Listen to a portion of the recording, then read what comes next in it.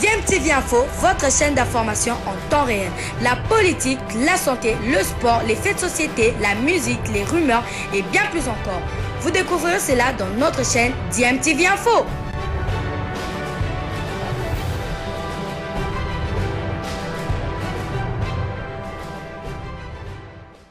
Vous êtes sur DMTV, bonjour ou bonsoir, tout dépend de l'heure à laquelle vous nous suivez. Tout plaisir est pour nous de vous retrouver, mais surtout de savoir que vous êtes nombreux en train de suivre votre chaîne YouTube DMTV. DMTV qui vous propose l'actualité, mais vous propose également des analyses et des réflexions sur des sujets d'actualité, sur des faits sociaux ou tout simplement des réalités que nous observons ici chez nous en République démocratique du Congo. C'est désormais fait la levée des immunités de Augustin Matata Ponyo, ancien premier ministre, a été levé par le bureau du Sénat. Modeste Bahati Lukwebo aurait donc par ce geste lâché l'ancien premier ministre, celui qui était en tout cas son ancien premier ministre. Alors d'après certains observateurs, toute cette procédure ne vise qu'un seul objectif: écarter un potentiel adversaire politique lors des élections de 2023 prochaines. C'est en tout cas ce que pense notamment maître Laurent Onyemba. La procédure judiciaire contre le sénateur Augustin Matata Ponyo est politiquement motivée en vue de l'écarter de la course à la présidentielle de 2023, a affirmé mercredi 7 juillet maître Laurent Onyemba, avocat de l'ancien premier ministre. Il dit avoir saisi le Conseil d'État pour l'annulation pure et simple de la décision du Sénat qui a autorisé les poursuites contre Matata Ponyo. Selon lui, la procédure n'est pas respectée étant donné que le procureur général près la Cour constitutionnelle avait demandé uniquement l'autorisation des poursuites et non la levée des immunités. La procédure de la levée des immunités décidée par le Sénat a violé fondamentalement les dispositions constitutionnelles. Vous allez voir les articles 19, 61, 159, 166 de la Constitution, parce que fondamentalement, le sénateur Matata Ponyo n'a pas été entendu. C'est plutôt l'instance parlementaire pour la discussion de l'opportunité ou non de la levée des immunités d'un premier ministre en fonction, a expliqué maître Laurent Onyemba. Pour lui, le procureur général dans son réquisitoire parle de Matata Ponyo comme sénateur, alors que la base légale relève justement de la procédure de la levée des immunités d'un premier ministre en fonction. Nous avons l'obligation et le devoir d'être fixés sur la base légale de la procédure, qu'à cela ne tienne. Le procureur a demandé justement l'autorisation des poursuites, mais que le Sénat a décidé ultra petita en autorisant les poursuites et en levant les immunités. Cela énerve la Constitution et les lois de la République, a indiqué maître Laurent Onyemba. Alors, dans ce même ordre d'idées, ce point de vue défendu par maître Laurent Onyemba trouve en tout cas gain de cause par rapport au point de vue défendu par un autre juriste patenté. Il s'agit bien du professeur Jacques Joly, constitutionnaliste, qui a estimé que le bureau du Sénat est allé vite en besogne et au-delà de la demande du procureur en décidant de la levée des immunités du sénateur Augustin Matata Ponyo, estime le constitutionnaliste Jacques Joly dans une intervention faite mardi 6 juillet dernier.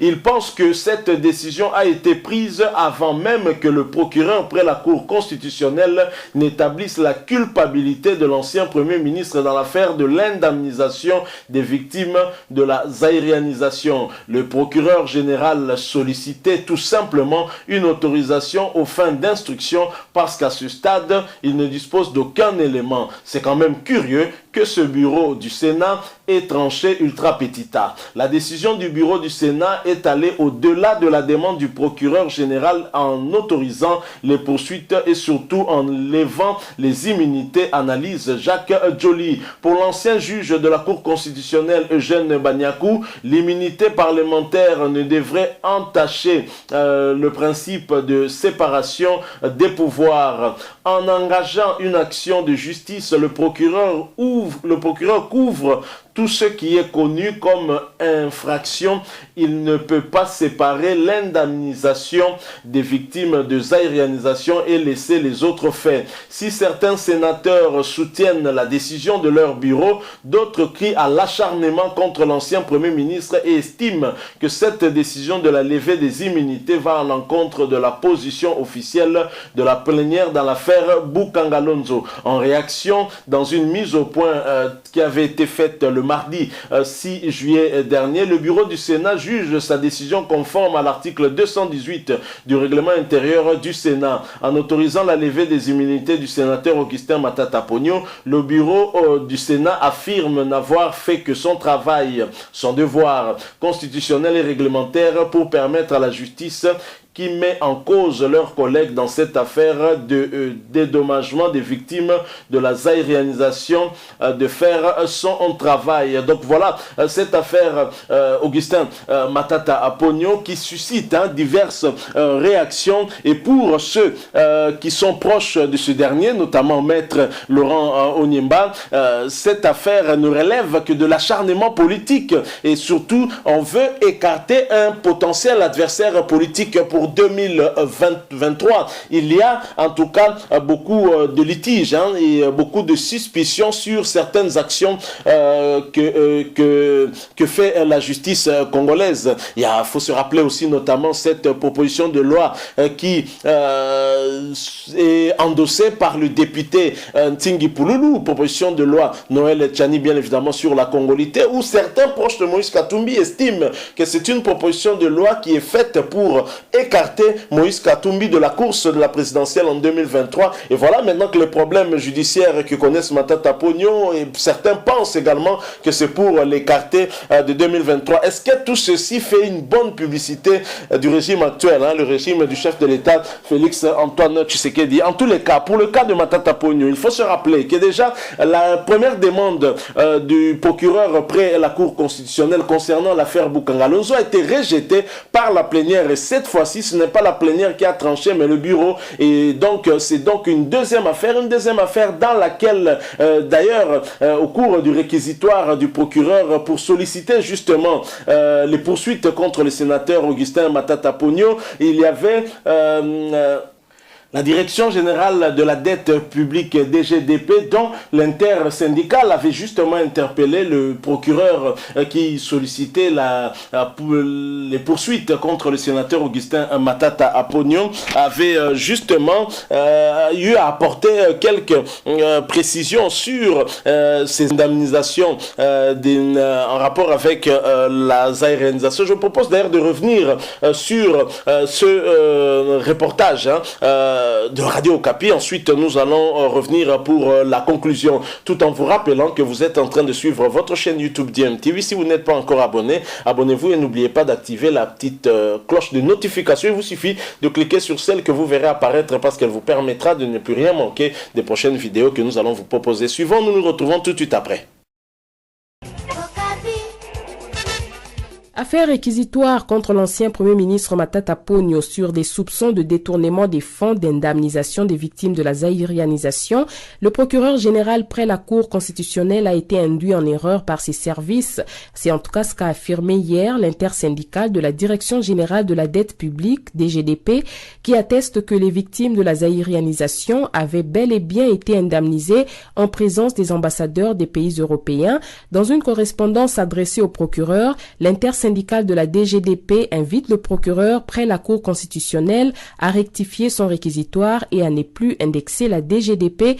Explication Michel Kifindangoy. À en croire l'intersyndicale de la Direction générale de la dette publique, la DGDP est seule gestionnaire des dossiers biens aérianisés, conformément à la loi de 1978 portant mesure de recouvrement des sommes dues à l'État par les acquéreurs de ces biens. Et c'est sur recommandation du FMI, de la Banque mondiale et du Club de Paris que la RDC était obligée d'indemniser les victimes de la aérianisation afin de bénéficier l'effacement de la dette extérieure dans le cadre de l'initiative CDPTE, ajoute l'intersyndicale. Pour elle, les déclarations sur l'existence des dossiers fictifs qui n'existent même pas dans le grand livre de la dette publique est une tache d'huile sur la crédibilité de l'institution DGDP qui doit jouer un rôle très important dans le nouveau programme du gouvernement avec le FMI et la Banque mondiale. L'intersyndicale invite donc le procureur à corriger son réquisitoire car les anciens propriétaires des biens aérianisés ont bel et bien été indemnisés et les ambassades européennes à Kinshasa peuvent le témoigner. Pour l'intersyndicale, les services de la dette extérieure a été effectué de manière régulière à travers la chaîne de paiement depuis 2006 à ce jour.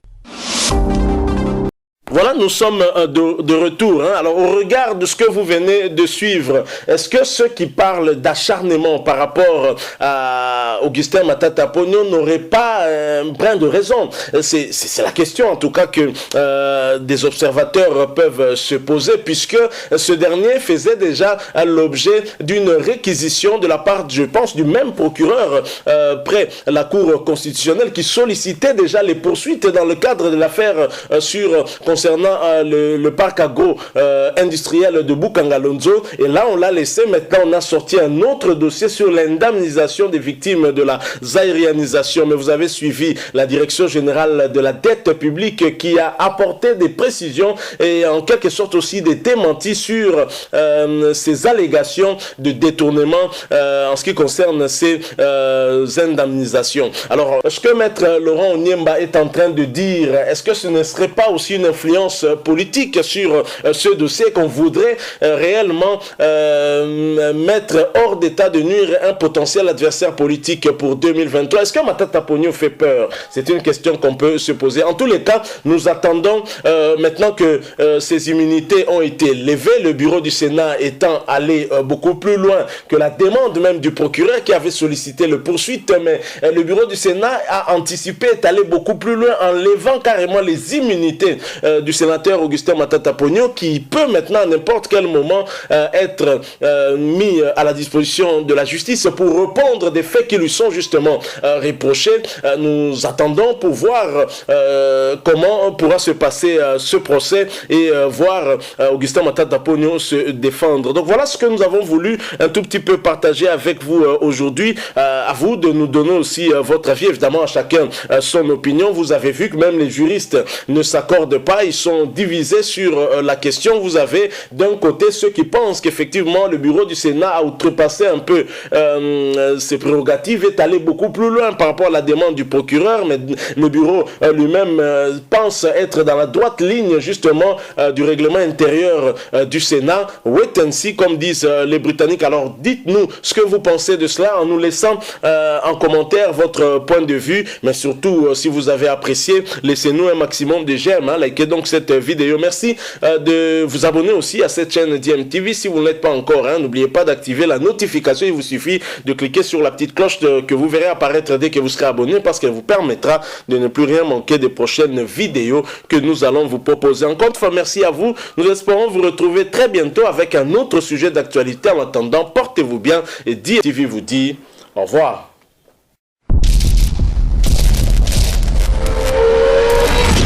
Bilile le kamalo bana ebele.